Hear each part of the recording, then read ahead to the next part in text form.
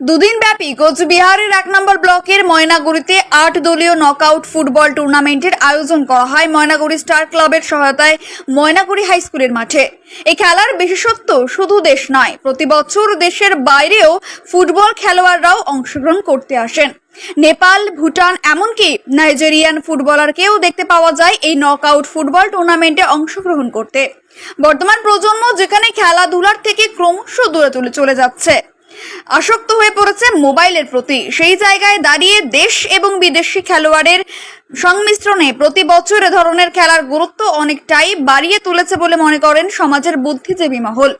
বর্তমান যুব সমাজকে আরও খেলোয়াড় সুলভ মনোভাব বৃদ্ধির উৎসাহ বাড়িয়ে তুলতে দুদিন ব্যাপী নকআউট ফুটবল টুর্নামেন্টের উদ্বোধনী অনুষ্ঠানে উপস্থিত হতে দেখা গেল কোচবিহার কোতোয়ালি থানার আইসি তপন পাল, কোচবিহারের তৃণমূল কংগ্রেসের জেলা সভাপতি অভিজিৎ দেবভৌমিক এবং নিশিগঞ্জ পুলিশ ফাঁড়ির এএসআই আজিজুল হক সহ একাধিক গুরুত্বপূর্ণ ব্যক্তিবর্গকে।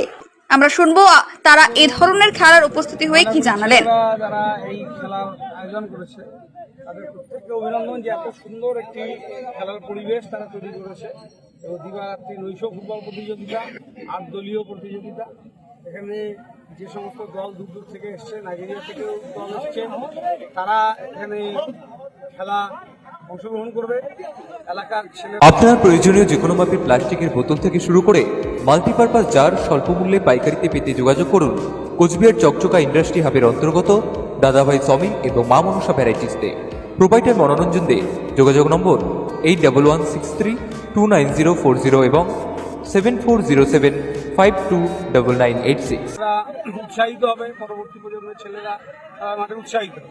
তার জন্য এই খেলা আয়োজন করার জন্য আমরা অবশ্যই ধন্যবাদ জানাই এবং এই স্থানীয় অঞ্চল গ্রাম পঞ্চায়েতের পক্ষ থেকে, এখানকার পঞ্চায়েত সমিতির পক্ষ থেকে তাদের সর্বতভাবে সহযোগিতা করা হচ্ছে। আগামীতে এই ধরনের খেলা আরো আয়োজন হলে আমরা সর্বত্র সহযোগিতা করবো। সুন্দর একটা এই এলাকার মানুষের প্রচুর প্রত্যাশা এবং এই ফুটবল টুর্নামেন্টকে কেন্দ্র করে যে মানুষের উৎসাহ উদ্দীপনা আছে তার জন্য শুভেচ্ছা জানাচ্ছি। ব্যুরো নিউজ ABN 24/7 সঙ্গে থাকবেন।